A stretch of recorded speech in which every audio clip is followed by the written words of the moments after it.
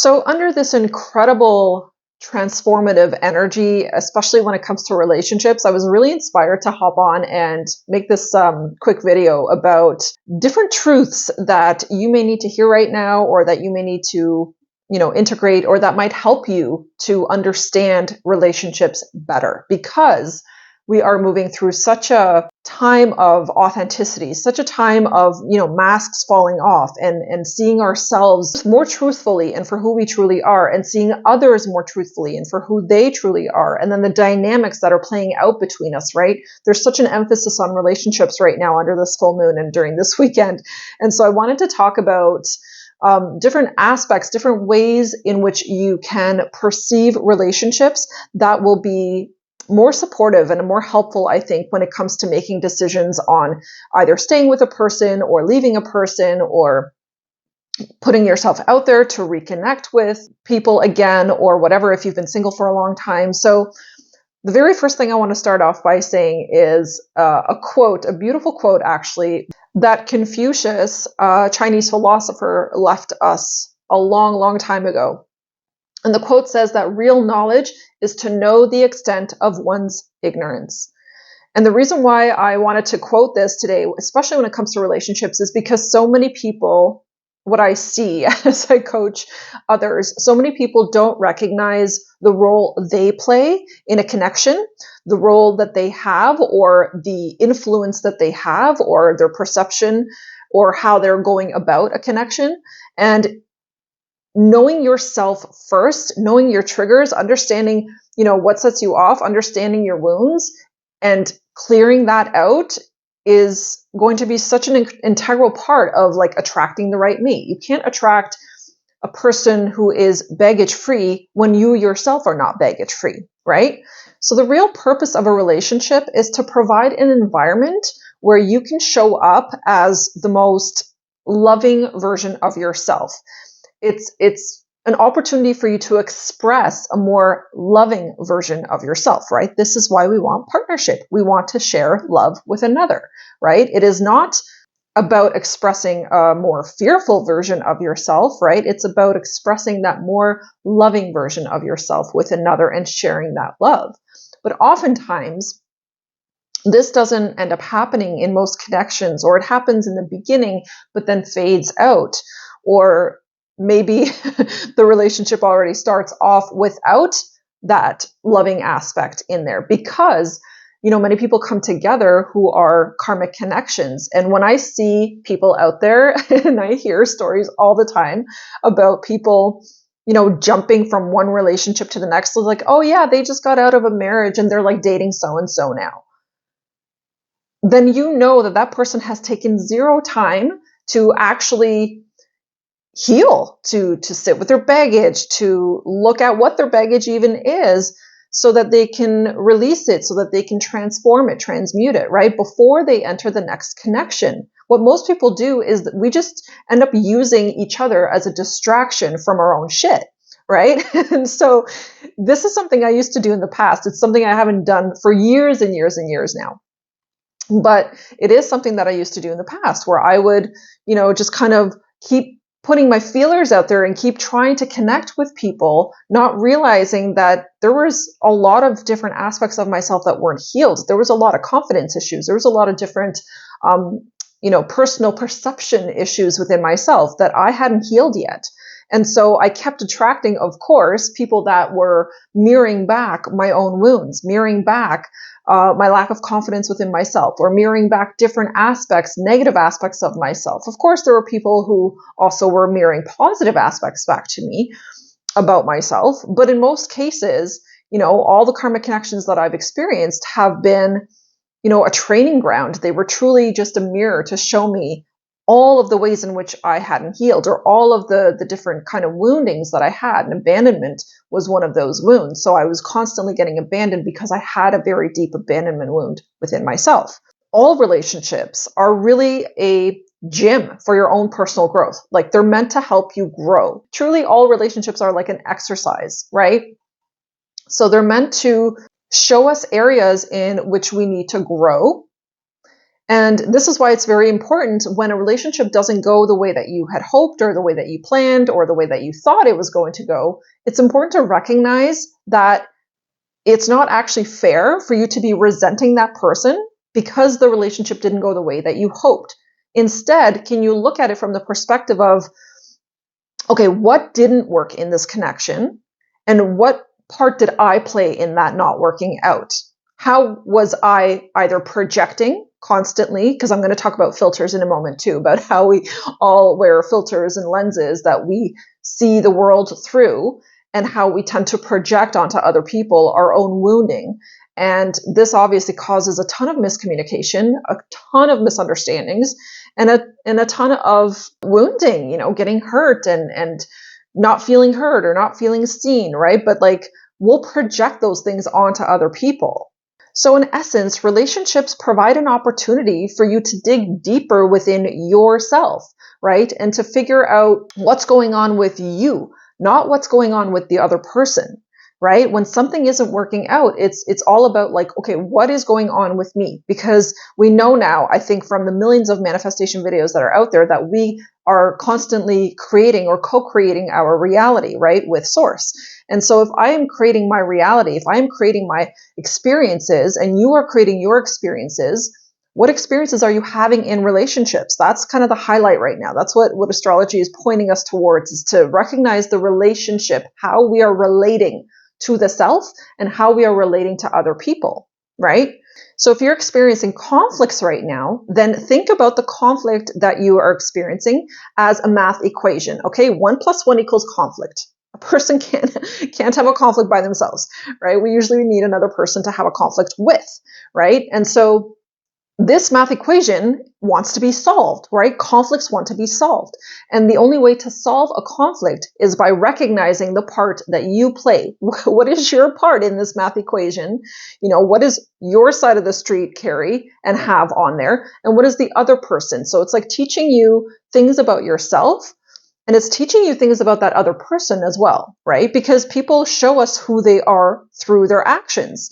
Oftentimes not even through their words, because people say a lot of shit and they'll say hurtful things even without necessarily meaning it, right?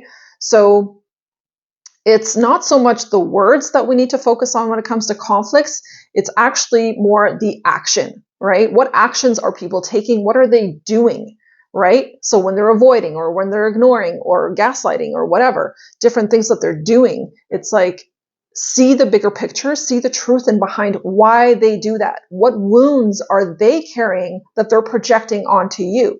And then what wounds are you carrying that causes you to feel hurt by what they're doing, causes you to feel unseen or misunderstood by their actions or by their behavior towards you, right? It's always about triggers. Like, what are you guys mirroring to each other?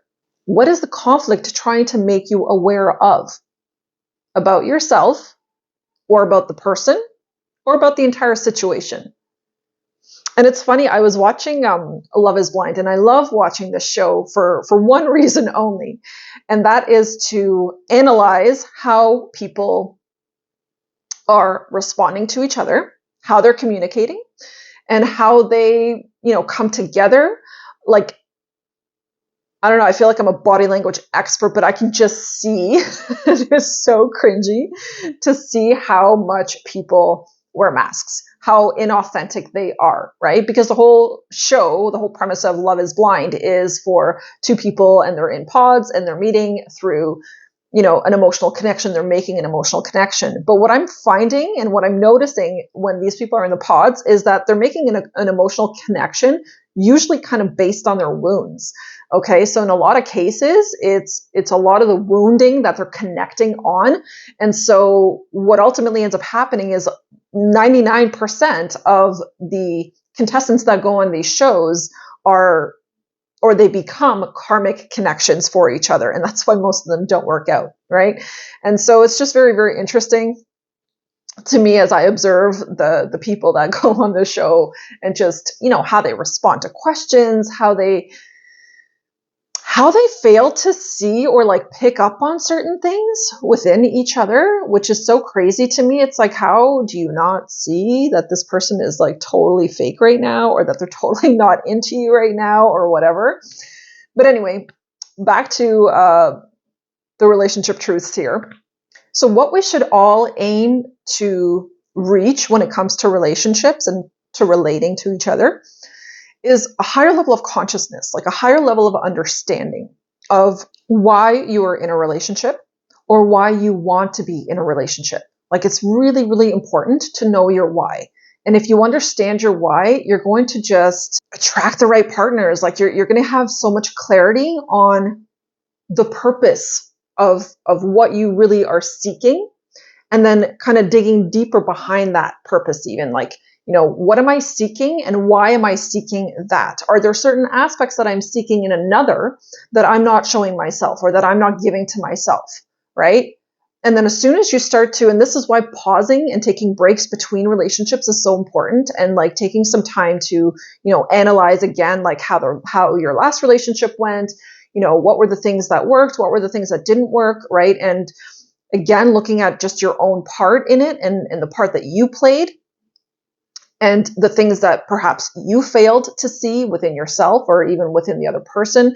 Because in many, many cases, I see when I'm talking to people and I'm coaching people, I see how much they miss the red flags.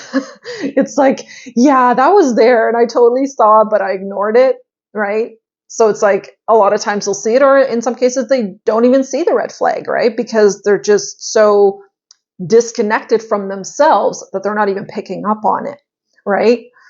So it's very, very important to know why you are in a relationship, and what do you really want to get out of that relationship? And if you're not in a relationship, why do you want to be in a relationship?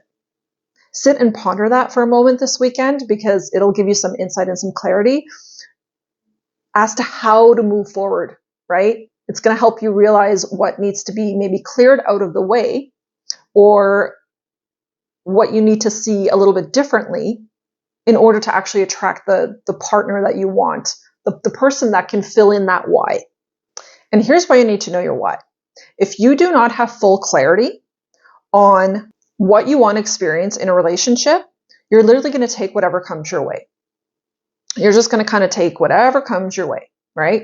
And then you're going to get resentful, or you're going to start pointing fingers, or you're going to start getting upset either with them or with yourself when it doesn't pan out, when the relationship doesn't work out in the way that you thought, in the way that you fantasized in your head that it would, or when it doesn't work out according to the stories in your mind that you made up about how it should play out, right? And this is when we start getting hurt. This is when we start to build resentment towards another person.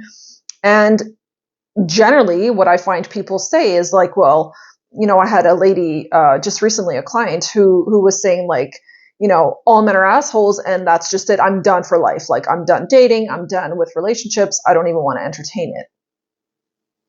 That's very limiting, right? And that just goes to show that how much she has cut herself off from experiencing love, just because she's living in her past and she's living from that wounding. She hasn't done the work to heal herself. And so therefore she can't attract anyone in that is going to help her heal. So if you want to master the art and science of relationships, if you want to get really good at relating to another, the very first thing that you have to be willing to do is go to the relationship gym. That means be willing to experience conflicts, be willing to experience disagreements, and use them as your platform for learning. Use them as your training ground, right? Because that's what conflicts and disagreements usually are. They're just there to help you learn about yourself, to help you learn about your preferences, what you need, and how you want your needs to be met. Relationships also allow you to learn what your love language is, what you prefer, what you don't prefer from another, or even how you give to another. So use the challenges to help you get stronger, because that's what I did. This is the process I've already moved through. So I know and I understand that every conflict, every difficult situation I ever experienced with a previous partner were all experiences that were mirroring back to me and helping me learn about myself. They were helping me to become more discerning, to become more specific with what I want, to become more selective and particular about the type of experience that I wish to have with another, right? And this is why it's so important to know your why. Why are you in a relationship? Why do you want to be in a relationship? Now, to resolve conflicts in connections. So let's say you're in a long-term connection and you love your husband or your partner or your wife or whoever, right? If you're in a long-term connection, but you have experienced moderate to significant conflict with your person, to resolve the true source of that conflict between you and your partner, you have to first take ownership of the perceived meanings that you give to that person, to places, people, things, all kinds of stuff. So what meaning are you giving that conflict? What meaning are you giving that person or that situation? And by meaning, I'm saying, what story are you telling yourself? And this is where I'm going to start talking about filters really soon, because it is incredible how much we project onto other people. And what I mean by projection is like we assume or we push a certain narrative onto someone based on a story we're telling ourselves. So when you take ownership and responsibility for the perceived meaning that you're giving that conflict or that person or the situation, you can actually approach the situation with a higher level of compassion, of truth, and of honesty. Like you can really start to look at it from a significantly higher perspective. So it's like question the stories you're saying in your head first. And, you got to kind of ask yourself, like, is this story even really true? Or is this just some shit my mind is making up about this person? And maybe that's not even what it is. And this is where so much misunderstanding comes from. And I see it in the Love is Blind show too. Like, oh my God, the way people misunderstand each other and the poor communication that people have with each other when there is a conflict. It's like, oh my God, no wonder they can't see eye to eye, or no wonder, they're not coming to a resolution with that conflict, because neither one of them is actually speaking their full truth, and neither one of them is even able to recognize their own truth, because they're so clouded by this like story or this illusion that they created about the other person or about the actual situation. It's like mind-blowing. So if you actually want to resolve some type of conflict or some kind of an issue that you're having in a relationship, where you love the person and you want to stay with them, but things need to change, things need to evolve or grow, or both of you guys need to grow. Make sure that you're not too busy, that you're not too distracted, and you're not too disconnected to actually hear the other person's truth, to truly listen and understand one another. Okay, this is very, very important. Most people are shitty listeners and they're oftentimes shitty communicators. So it's like, do we even wonder why we have so much conflict in this world? Like, for real. Because what I see time and time again in my coaching is that relationships oftentimes crumble under the sheer weight of unacknowledged truths, unspoken truths, and unacknowledged feelings. So 99% of the conflicts that I hear about through my clients are literally just people not hearing each other out, not truly listening. Because see, the thing is with relationships is when we are listening to another person, you have to learn how to listen with an open mind, where you are not projecting your shit onto them, where you are not projecting a story that you already have in your mind about them onto them. To listen with an open mind means to listen from this just compassionate place. It's like, you know what? I'm going to put my shit aside for a moment and I'm going to hear you out. And I'm going to listen. And I'm going to listen with my heart too, not just my ears. And when you are in conflict, ask that other person. Tell me what feelings you're bearing. Tell me what words you are choking back constantly and not saying. Let's work through this together. Tell me how I have not acknowledged your feelings, or what feelings have I not acknowledged? What have I been ignoring? What have I been too busy to notice? These are the questions we should be asking each other when we are in relationships, so that we can really hear each other out, so that the miscommunication can stop. And this is why it's so important to make sure that you are speaking your truth at all times, that you are really honestly expressing how you feel. Don't bury your emotions. Don't bury words within yourself. That doesn't help anybody. That's what makes you inauthentic, right? Those are the masks that we create for ourselves energetically when we are choking things back and we're not expressing our needs, or we're not expressing ourselves, in loving ways. Because it's also not about like pointing the finger and, well, you didn't do this and you didn't do that and you don't do this for me and you don't do that for me. Well, how much of that could you possibly maybe do for yourself? Right? It's always looking at that first. Is like, what can I clean up on my side of the street here before I go attacking you and projecting all of my unmet needs onto you, making you responsible for them, right? So make sure you speak your truth openly, honestly, and from your heart, and make sure that you are very open-minded and neutral, not emotional, neutral, when the other is speaking their truth to you. Because we have to keep in mind that I have a truth, you have a truth, and those truths may not align, or they may align, right? We all have our own truth. Our own truth comes from our own filters, right? It comes through our own lens, right? So whatever I have experienced, whatever shit I've been through, whatever conflicts I've experienced in the past, or things not working out, or traumas that I've had or carried, those are those filters that I'm going to see you through, that I'm going to see every experience through. We all have a me filter on, where we literally can only see the world through our lens. It's very difficult in society. I notice this, and it's, even for myself as human beings, it is very difficult for us to see the world through other people's eyes. And this is why the world itself is lacking so much compassion, because everyone just has their own filter on, and that's what they see reality through, and that is what they make their reality become, right? And so that really creates illusion, and it creates a lot of delusion. It creates a ton of lies and inauthenticity, and it also makes us, like, these filters make us project a lot onto other people.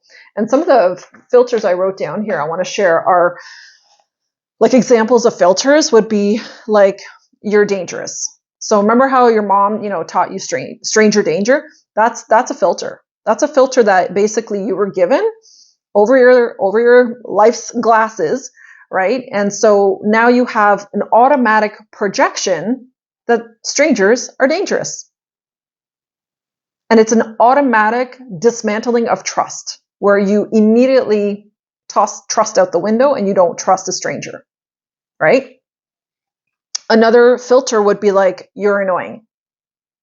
So if you're going through a conflict with somebody, but you have this filter on from past experiences with them that they're annoying, guess what? The moment they try to speak their truth, or the moment that they express themselves in any kind of way, you're just going to see it as annoying. Oh, here we go again.